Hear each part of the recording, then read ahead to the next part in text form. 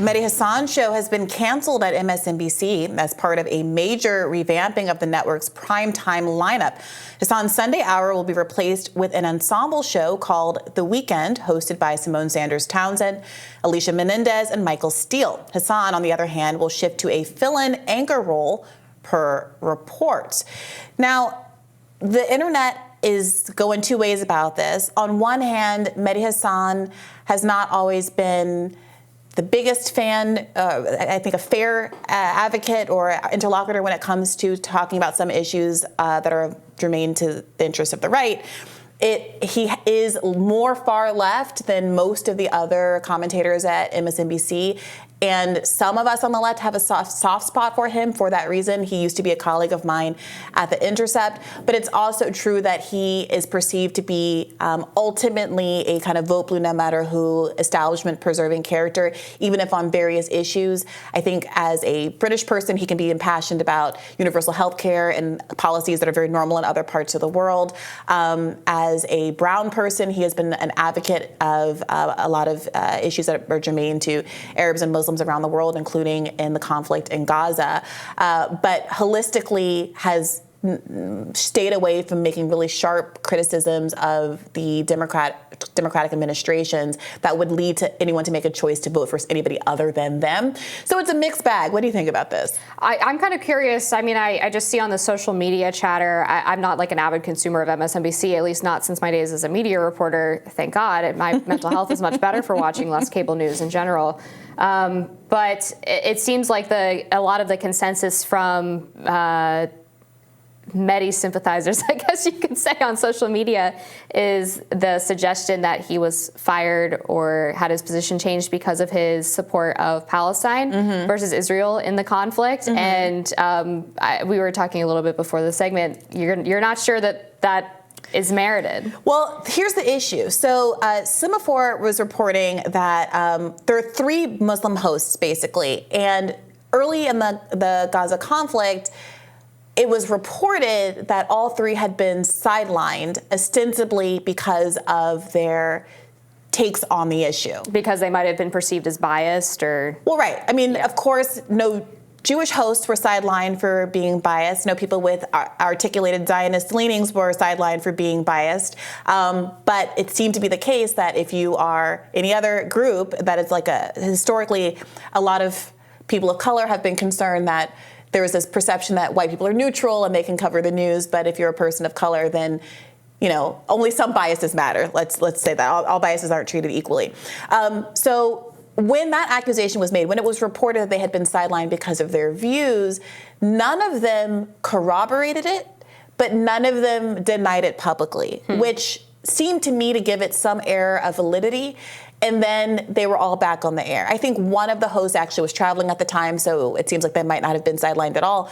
But they ended up all being back on the air. Now, one of those three hosts, Ayman Mohideen, his weekend program is being expanded to 2 hours to replace Mehdi's show. So to the extent that there's an argument that you will have fewer Muslim voices on TV, or fewer voices that are sympathetic to the Palestinian cause on TV, at least from a pure time perspective, it's not entirely clear that that's a credible argument. We'll see how it pans out, though.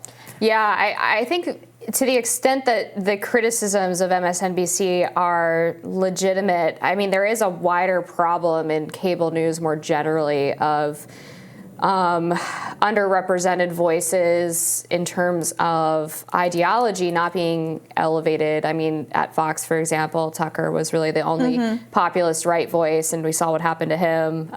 It's similar on CNN and MSNBC, where you only really have establishment figures from both sides of the political spectrum. Like CNN will claim that they have these very diverse panels ideologically, and they have, 10 former spooks and then one token Republican strategist who is very vocally never Trump. Yeah, and so, they love a rhino. Yeah, I mean, or they try to reform former Republicans because liberal wine moms love the former Republicans. Case in point, this new show that they're replacing Mehdi with Michael Steele. Right. So this look at the lineup here. You have Simone Sanders, who used to work for Bernie Sanders in 2016 in my position as National Press Secretary, flew the coop and went to work for the Joe Biden campaign, antithetical to everything that Bernie stood for, and perhaps in reward for that, got this position on these positions that she's been having on these MSNBC shows.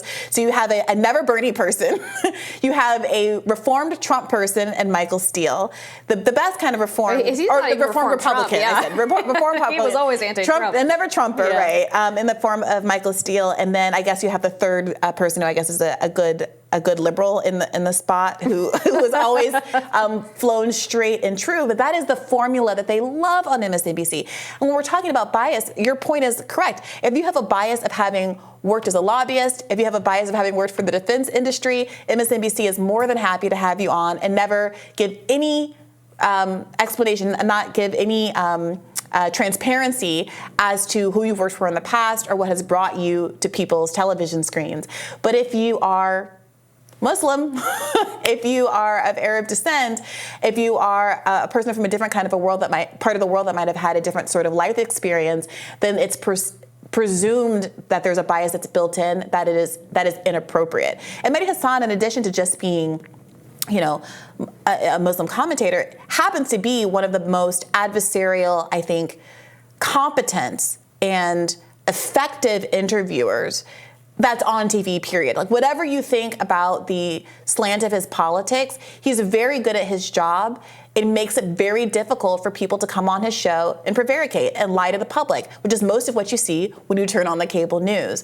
And so it's hard to deny that there's going to be something that's missing having less Mehdi Hasan on TV. There will be less accountability on the news if there's less Mehdi Hasan on TV. But I'm not entirely, I think it bears reporting out whether or not this is really about trying to silence a unique voice on the platform or whether this is about ratings. Apparently, Semaphore also reported that his ratings have never been especially high despite his kind of online popularity.